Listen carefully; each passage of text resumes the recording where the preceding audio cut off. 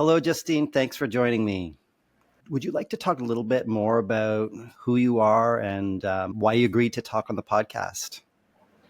Sure, yeah. I am a writer, a journalist. I have had MCS I've had it my whole life, but in terms of like crippling and debilitating and life defining, about 13 years.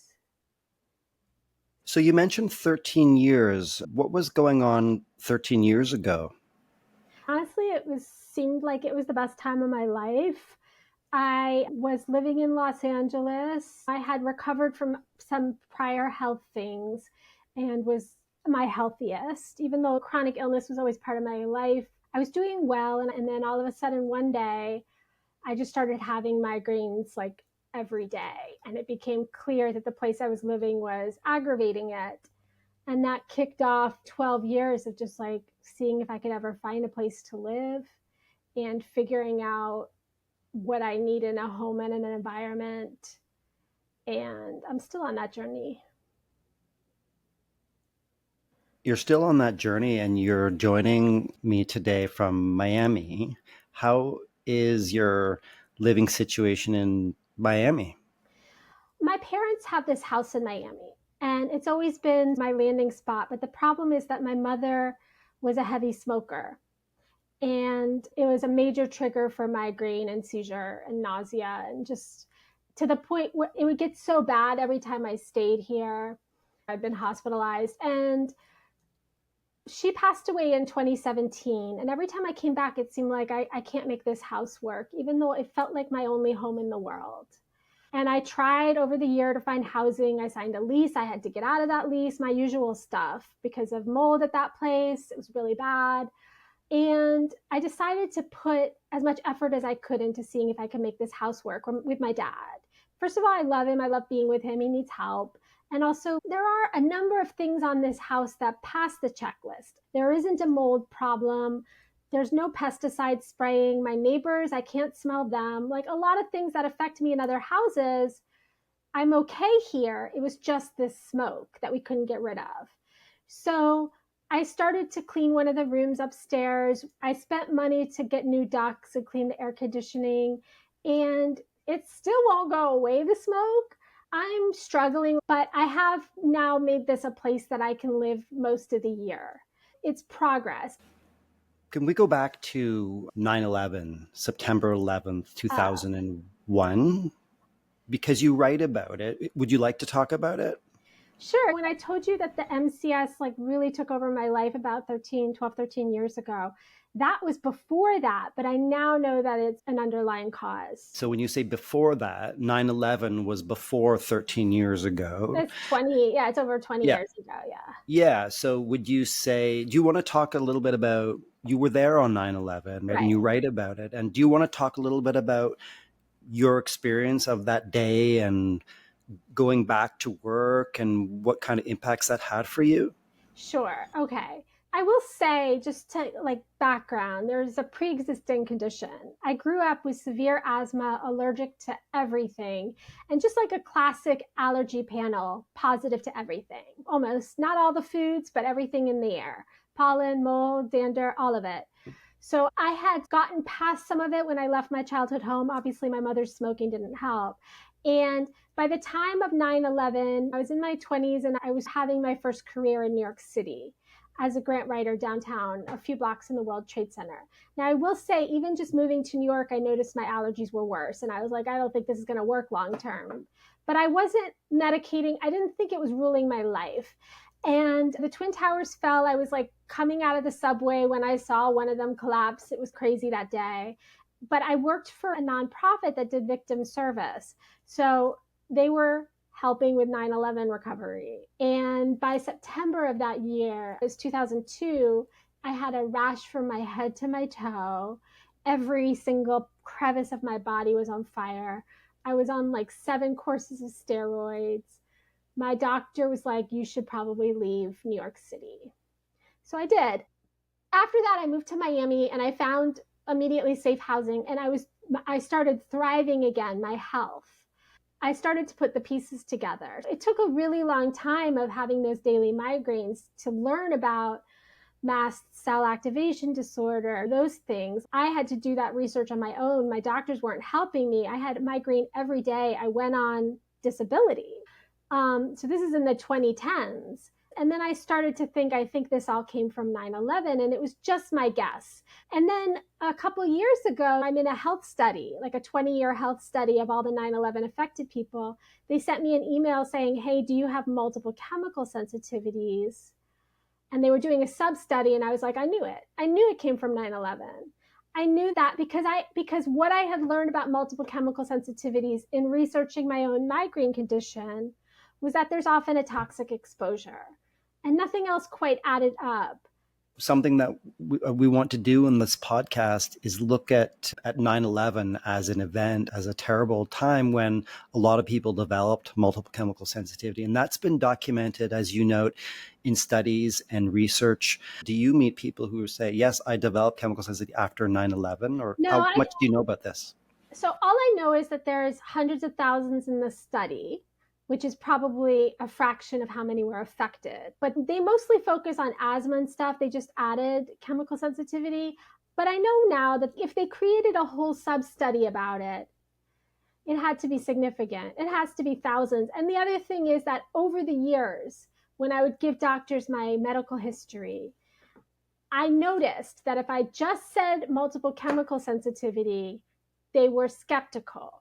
If I said 9/11, I was good. They believed me. Yeah. So they must have encountered people over the years that were also affected by 9/11, is what I'm saying. And since you mentioned healthcare workers, what kind of responses were healthcare workers giving you at the time? So another thing about me is because I know how doctors are, I don't just say, hey, I have multiple chemical sensitivity. Because I don't think a lot of them know what that is, and they might think I have psychological problems. So I usually say I have these chemical sensitivities. I have to move a lot because I can't be around pesticides. I develop migraines and seizures, and I was exposed to 9/11. So when I present that package instead of multiple chemical sensitivity, my doctors still don't know what to do, but at least they're not immediately psychologizing me. I hear you. So if you put 9/11 in the same sentence, you find they take you a lot more seriously. 9/11 helps. Also, just migraine and seizure helps. Like a lot of times I'll do this. I'll say, I have chronic migraine and seizure disorder. And they're like, oh, could it be hormone? I'll say, no, it's caused by chemicals. And a lot of times I'll see a look on their face like they want to doubt me, but they can't because I'm just laying out the facts. Yeah. I have this serious condition, a migraine seizure disorder, which you acknowledge. And I have a cause that I'm telling you, which you don't really think could be the cause. But what are you going to do? Deny me? So I usually lay these things out in certain ways to enhance my credibility. It's really annoying that I have to play these games, but... Yeah. And how about family and friends? When you developed multiple chemical sensitivity, what kind of reactions did they have?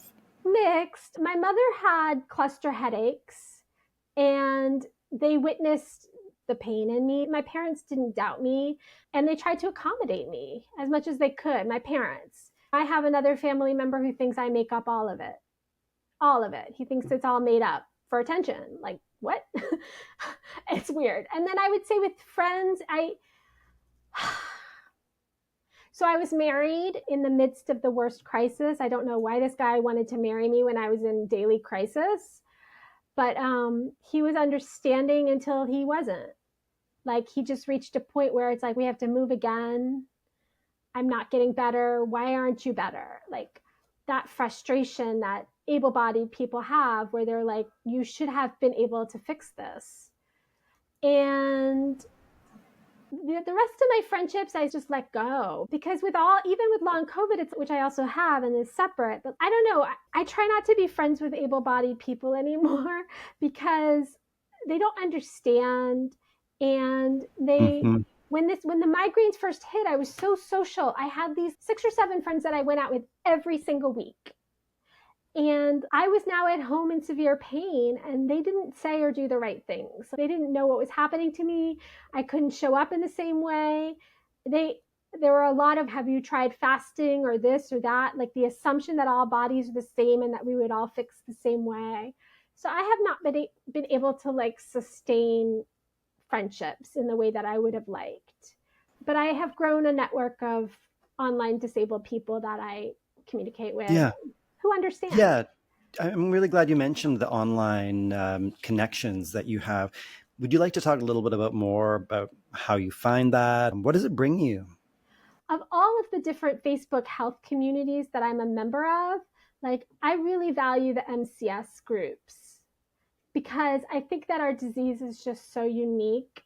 And I think we understand each other really well. I think that we are all in such nonstop desperation that there is a goodness towards each other. And a lot of what I'm doing online is just advice. And like, I learned so much more from patients than doctors. It's patients who were like, hey, you should get tested for mast cell activation. I brought it to my doctors and asked for that test. Same with Ehlers-Danlos, like learning POTS. Like I didn't know about these things. And I go to doctors year round all the time. And I had never heard of POTS, a very common postural orthostatic tachycardia syndrome, a very common thing that can cause dizziness and migraines and can be triggered by chemical sensitivity. Like not unusual, been around forever, easily diagnosed. And it's patients that teach me all of this. Yeah. And especially with the housing stuff, which machine should I buy? Which paint can I use? All that, all the time. Is there an air purifier that's going to help me? Usually the answer is no. I have to leave the environment. But people have learned a lot, and I can share a lot too. I feel like with MCS, if you're not in a good environment, it's brutal, and you can't always find a good environment because most of them aren't, and it's just a really tough disease. Yeah.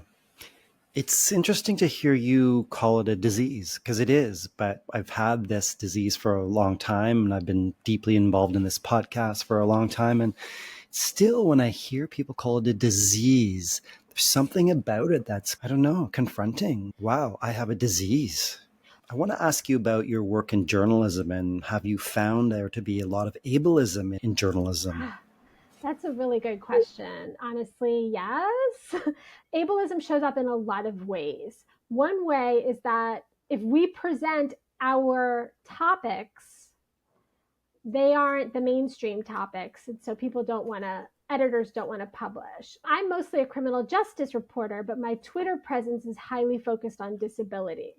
And so I have an audience that's about disability. And I also blog about it and have written about it. With the pandemic, I had a couple of editors saying we would like to hear more of your disability content, but they didn't want anything I actually pitched because what I was pitching was, hey, this COVID thing is really dangerous and the government is lying to us. And those weren't the things they wanted to hear because that's not how editors were living. They were moving on with their lives.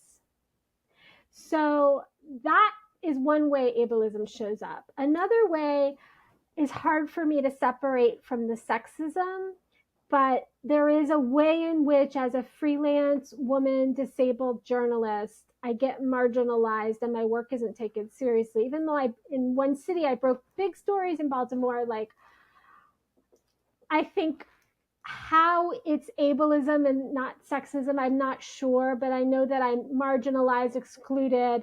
And part of that might just be when you're in a marginalized group, because you're trying to survive, you are speaking about your marginalization in public forums. And that gives the impression to the journalistic world that you have bias. They see you as like a fringe activist as opposed to a serious journalist. It's interesting because I think the whole understanding of objectivity, I think it's a good thing that it's changing, right? Because you used to be told, well, you have to be neutral and 50-50, etc. But now, it's changing. So I think people like you who draw on lived experience is really valued. But I think some of the old guard hasn't quite got the memo yet. Do you see it like that? But I would also say, okay, yes, but in terms of old guard, I would say it's a lot of young white men too who want to replace the old guard and hold on to that. And not just men and not just white, but mostly, especially in fields like crime reporting or political reporting. And so they're not old, but in some ways they're worse because they work in a way where they create relationships with powerful people, and that's how they get their content. And in order to have those relationships and sustain them, they have to seem square and objective, which is really means bias towards the powerful. And Yeah. so they really hold on to gatekeeping their position. And I think that the threat that journalists that like me pose is not about having bias or being a different group. I think that we present alternate facts from the established narrative, and they use the fact that we are outspoken, marginalized identities to dismiss us. It sounds like there may be a lack of empathy, or if empathy is the ability to understand, not everyone has the same abilities that I do. Is that something you find, like people just don't get it and they think just because they operate a certain way that you should be able to as well? Definitely. I don't think that's even necessarily a journalism thing. I think ableism is just everywhere. It's massive. It affects my life every day. It's harder than the illness itself. In 2022, I started to notice that the people in the Baltimore community that used to support me were no longer masking. And I have COVID, and they were holding events without masks. And COVID hadn't gone away.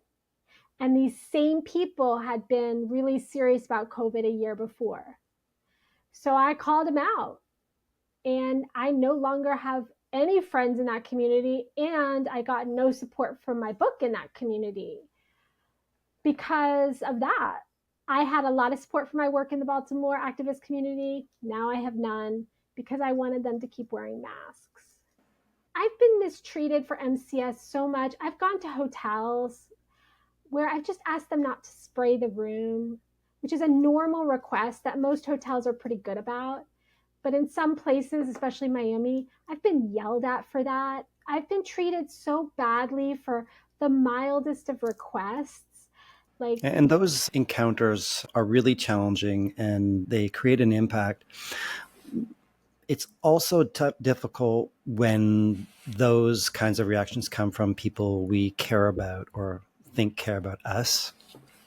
I have an uncle, and I used to go to their place sometimes, and they use a really powerful smelling laundry detergent. yeah. It smells really bad, and I really react to it very strongly. So the last time I was there, they said out the sides of their mouths that it was a psychological condition, and it's really hurtful. It felt like a betrayal. I'm so sorry. All of those stories break my heart. I hear them all the time. I just don't deal with people anymore. It's so hard though. Ableism shows up a lot in people that you don't necessarily expect. And so I have now learned to expect it from everybody. And they can Hmm. surprise me by not being it, you know? I wanted to just take a pulse with you about something else. Another person who won't be named in my family of origin said, this other person has serious illnesses. Those are real serious. Oh boy. What you have is, so comparing them Yeah. to, and of course, diabetes and heart condition, cancer, those are very serious, right? And they are life threatening. But how do you view those? Can you compare these?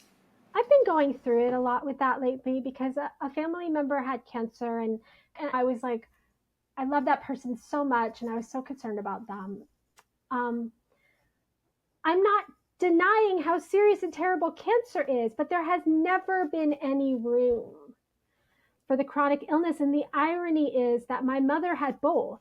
She had cancer and she had chronic cluster headaches. And she always talked about how the cluster headaches were worse, harder to treat. And she wished that the narrative paid more attention to that. It is terrible, and it is worse for MCS, but I do want you to know it's true for all chronic disease. Like, even people who have MS will feel like they are forgotten and not taken as seriously. And that's hard to believe when you have something like MCS, because you're like, wow, at least you have an ICD code. At least everyone knows what your disease is. But all chronic diseases get marginalized, and all of them get treated as if we're just a little too fussy, like we're not seriously ill. Yeah. And about multiple sclerosis, if I understand it correctly, it was one of those illnesses that used to be dismissed by healthcare professionals, and then it became recognized. You must be aware of this. And what does that make you think of, when it comes to MCS? To be honest, I don't have a lot of conversations about MCS, and I really welcome this podcast, and I appreciate you doing it, because I'll be honest, the biological marker is going to show up one day. MS was considered psychological. Women were mostly affects women, like all chronic disease, but patients were institutionalized. And then the MRI was developed, and they discovered lesions in the brain. And in long COVID discourse, we talk about this. And I would say the same for MCS. Biological markers don't exist for a lot of diseases. Alzheimer's doesn't have one. The only reason MCS isn't taken seriously, this is my belief, I don't think they want to admit how toxic the world is. And I think it's political. It means those chemicals are really bad. And it might affect the way that they treat our air, our water, our products, and they don't want to do that. And so that's my little conspiracy theory. But I think if it were anything else but like the chemicals produced by our corporations and our systems, our utility systems that were making us sick, they would have done something about it. As we aim towards maybe wrapping up, it's been fascinating again talking with you. Would you like to share anything else, or let us know what you're working on these days, or what you might be moving towards? Yeah, I do have this book I would promote, if that's okay. It's called They Killed Freddie Gray, The Anatomy of a Police Brutality Cover-Up. And so Freddie Gray was a famous police brutality case, and I obtained evidence about what really happened and how it was covered up at every level of government. And it's really the story about this community of witnesses who saw what really happened. And because they were poor and Black, they were just shut out of the real narrative. I would like to encourage more interaction. I would like disabled folks to be more aware of the criminal justice system and to fight for it, because it will affect you too. And I would like criminal justice people to be more aware of disability. I think we need to be united right now.